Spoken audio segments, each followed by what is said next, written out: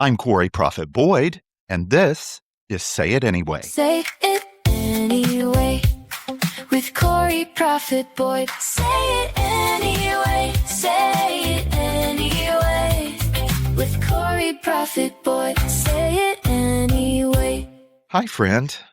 I'm so glad you're here today because I've been thinking about something that I have a feeling you and I may have experienced in very different ways, but I also think there's a good chance we'll find some common ground before we're finished. I want to talk about what it means to speak your truth, especially when speaking up feels uncomfortable. Because sometimes having a voice isn't about being loud or proving a point at all.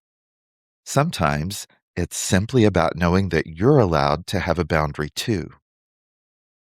I've noticed something over the years, and maybe you've noticed it too. Some of the kindest people I've ever met also seem to have the hardest time saying no. They'll give you the shirt off their back, rearrange their entire schedule to help you, apologize for things that were never their fault, and sometimes become so accustomed to making sure everybody around them is comfortable that they barely notice when they're the uncomfortable one. If any part of that sounds familiar to you, I wonder if you've ever confused keeping the peace with keeping yourself small, because I think there's a difference between being a kind person and becoming so afraid of disappointing someone that you stop giving yourself permission to have a voice. When I think about what it means to speak your truth, I don't think about walking around telling everybody exactly what you're thinking or challenging every person who happens to see the world differently than you do.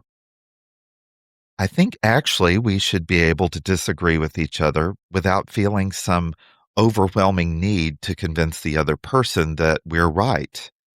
Because another person's opinion doesn't threaten mine simply because it's different.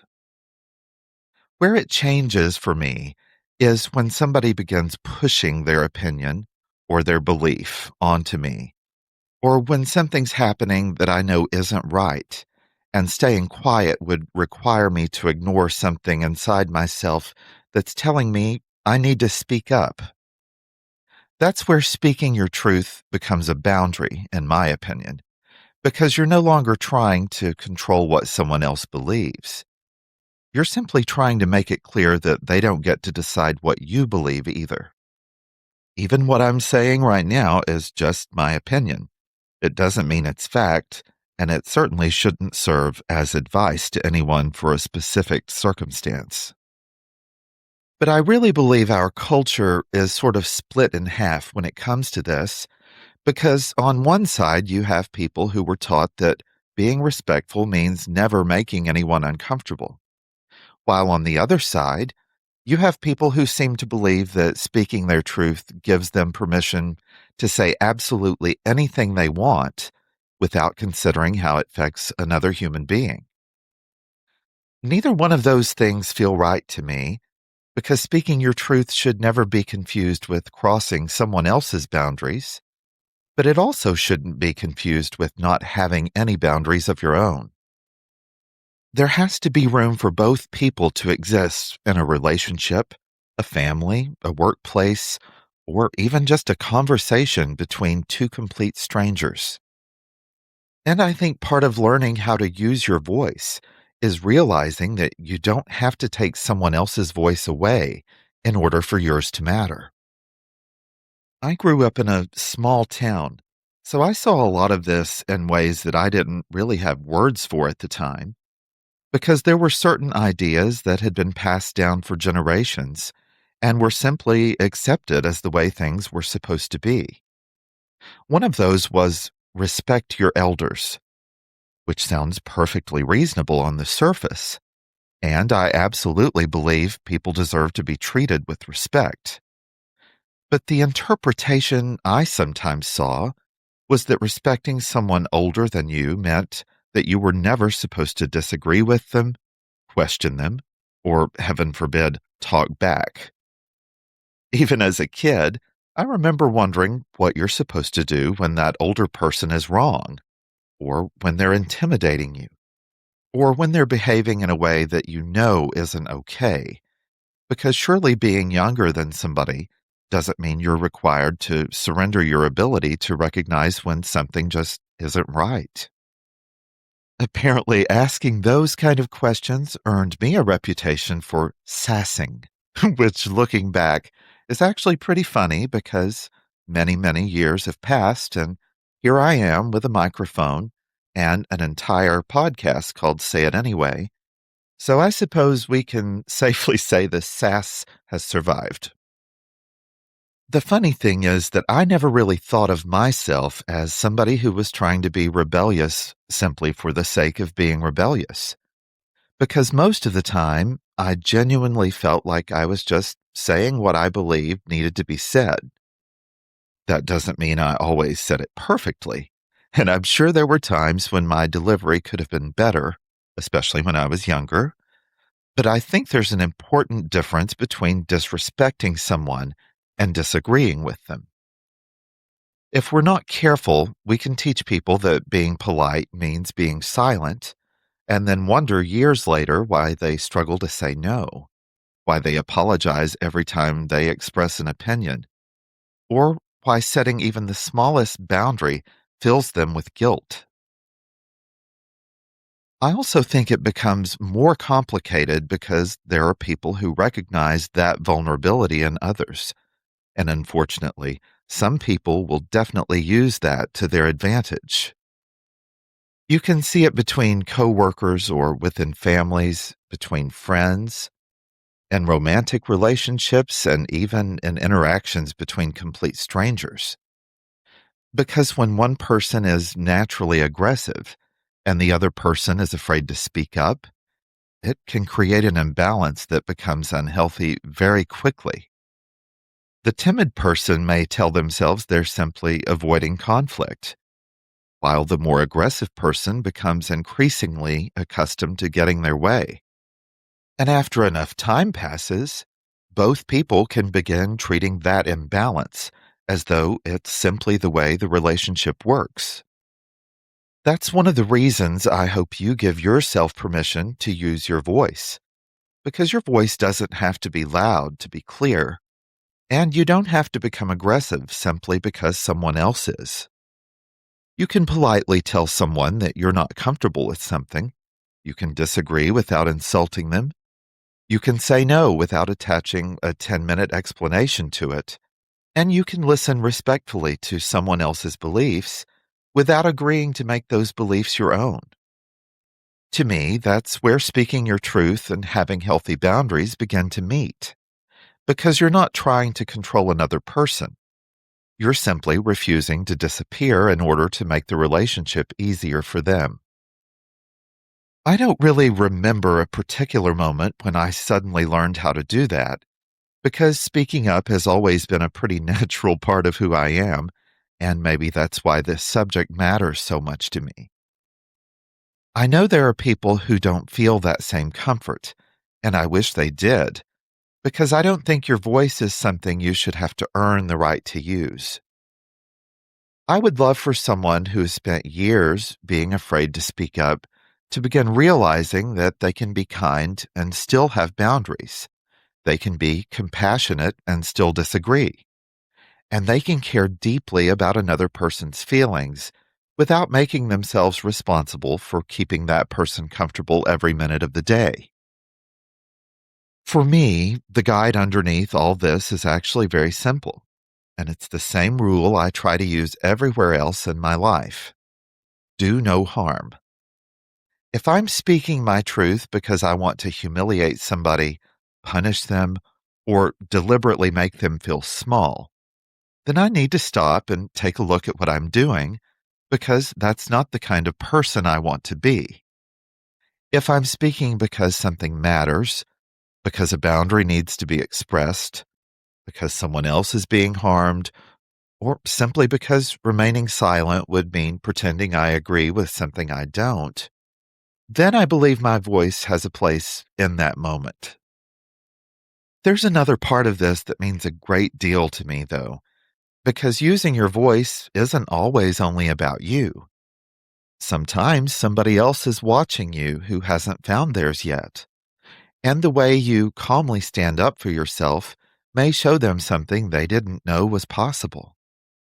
They may see that you can disagree without becoming cruel, that you can set a boundary without becoming hateful, or that you can be a caring person without allowing someone else to decide who you're supposed to be. You may never even know that they're watching, but sometimes seeing another person use their voice gives us permission to finally consider using our own. That's actually what I hope this conversation can be for you, because I'm not interested in telling you what your truth is or what boundaries you need to have. Those things belong to you, and your life may look completely different from mine. I simply hope that somewhere in our conversation, you begin to recognize that having a voice doesn't make you difficult. Disagreeing doesn't automatically make you disrespectful. And setting a healthy boundary doesn't mean you've stopped caring about the person on the other side of it.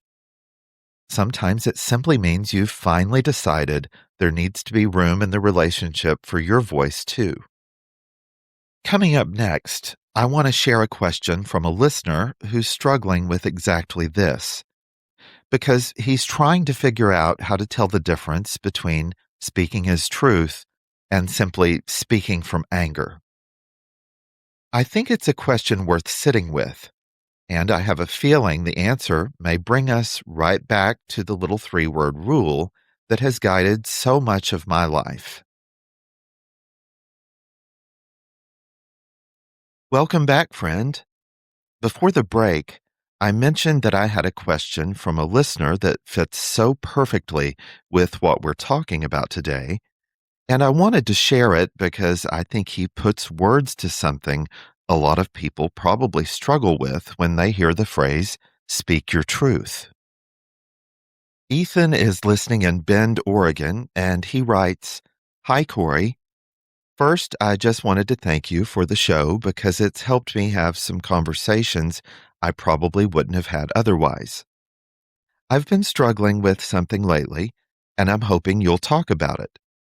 I keep hearing people say things like, speak your truth, but every time I finally do, someone gets offended or tells me I'm being selfish. How do you know when speaking your truth is healthy and when you're just saying something because you're angry? Ethan, first of all, thank you for listening and for trusting me with that question, because I think you've just described one of the reasons this conversation can become so complicated. I'm not a mental health professional, so I certainly don't give advice, but I don't mind sharing my perspective. I don't believe speaking your truth means saying everything that crosses your mind simply because it's true to you in that particular moment, especially when you're angry. Because sometimes the most truthful thing we can admit to ourselves is when we're too upset to have a conversation. There's nothing wrong with saying, I need some time before we talk about this, because giving yourself enough space to understand what you're actually feeling may be one of the healthiest ways to make sure that when you do use your voice, you're using it to communicate rather than simply react. That's where my little rule of do no harm becomes really useful for me, because it forces me to think about what I'm trying to accomplish before I say something.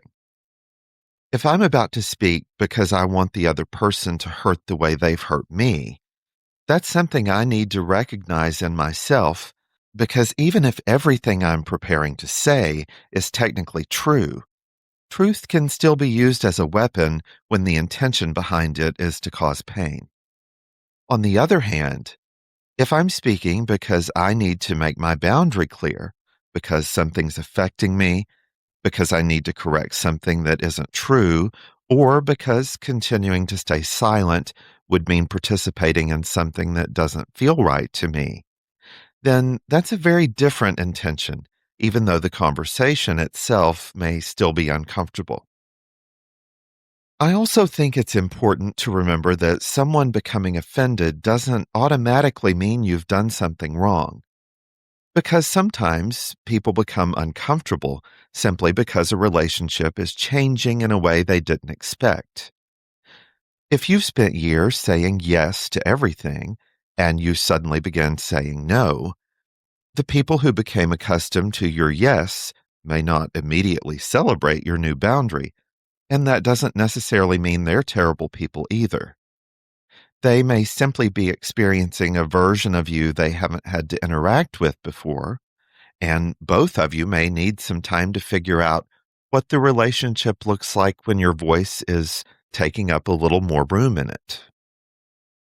I think that's why I keep coming back to the idea that speaking your truth isn't about controlling the response, because you really can't.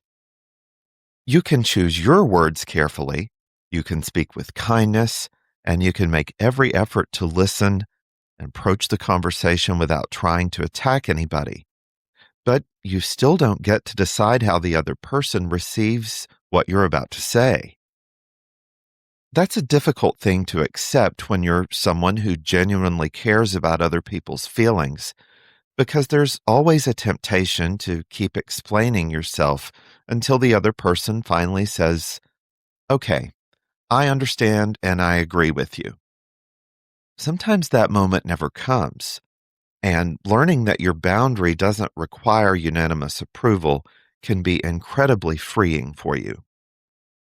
I think about some of the things I heard growing up, especially that idea of respecting your elders. And I can understand now why those ideas were so deeply ingrained in the people around me. Many of them had probably been taught the exact same thing when they were children, and they were simply passing along what had been normalized for them.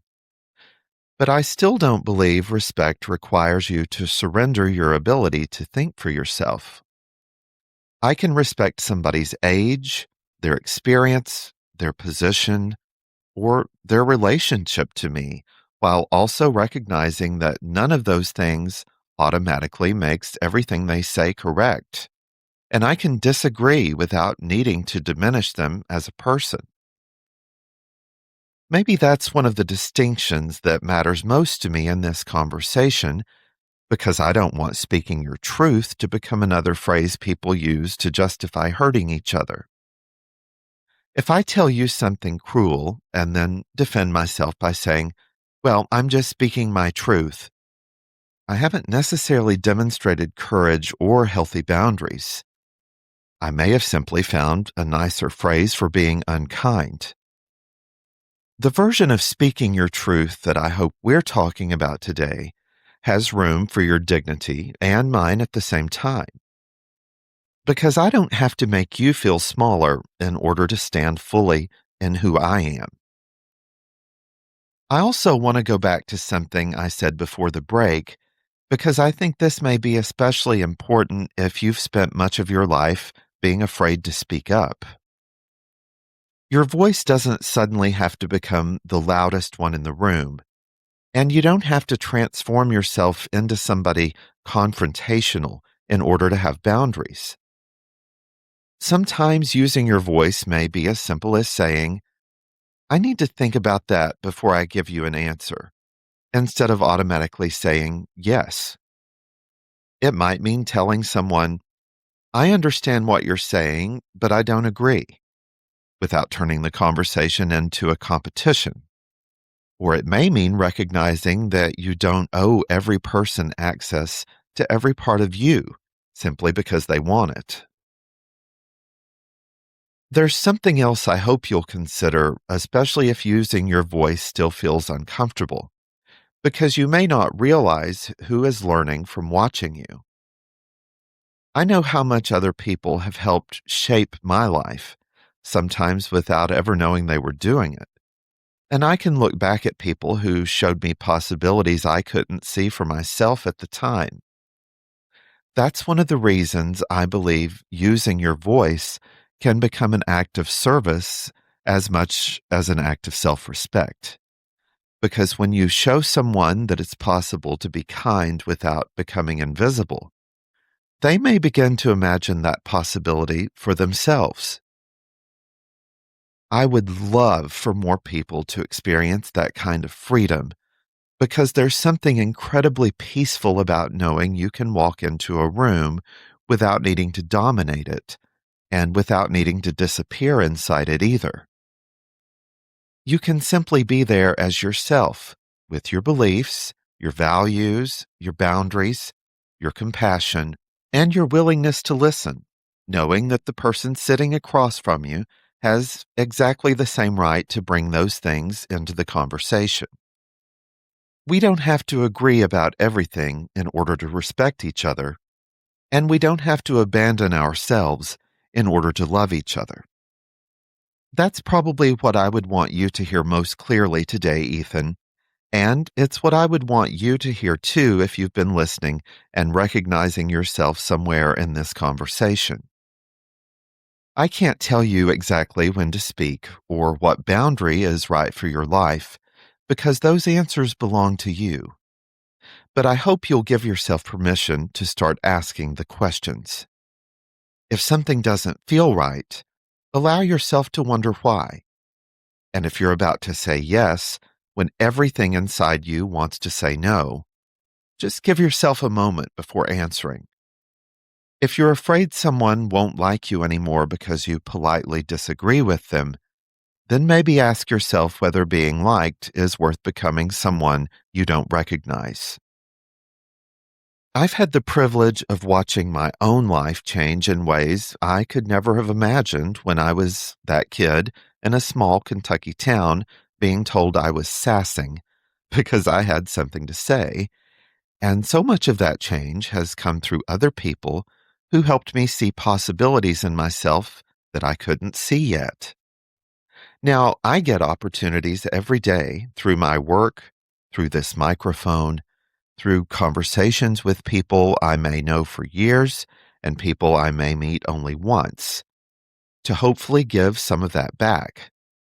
And I've discovered that the most fulfilling parts of my life haven't come from asking what I can get from the world nearly as much as they've come from asking what I can contribute to it. And that's why, once again, do no harm means so much to me. Because it doesn't require me to be silent, and it doesn't require me to agree with everybody. It simply reminds me to think about what I'm putting into the world while I'm using the voice I've been given. And I hope that as I continue learning how to do that, somebody who hasn't quite found their voice yet might see a little of themselves in me and realize that they don't have to spend the rest of their life waiting for permission. If that's you, I don't want to give you that permission because I don't think it was ever mine to give. I simply hope this conversation helps you realize that it's belonged to you all along. Thank you so much for spending this time with me. And Ethan, thank you again for trusting me with your question and for giving us something worth talking about today. Wherever you're listening from and whatever conversation you've been afraid to have, I hope you'll remember that speaking your truth doesn't require you to stop being kind, having boundaries doesn't require you to stop loving people, and using your voice doesn't require you to take someone else's away. I'm Corey Proffitt-Boyd, and until next time, take care of yourself, take care of each other, and don't be afraid to say it anyway. Say it anyway. With Corey Proffitt-Boyd. Say it anyway. Say it anyway. With Corey Proffitt-Boyd. Say it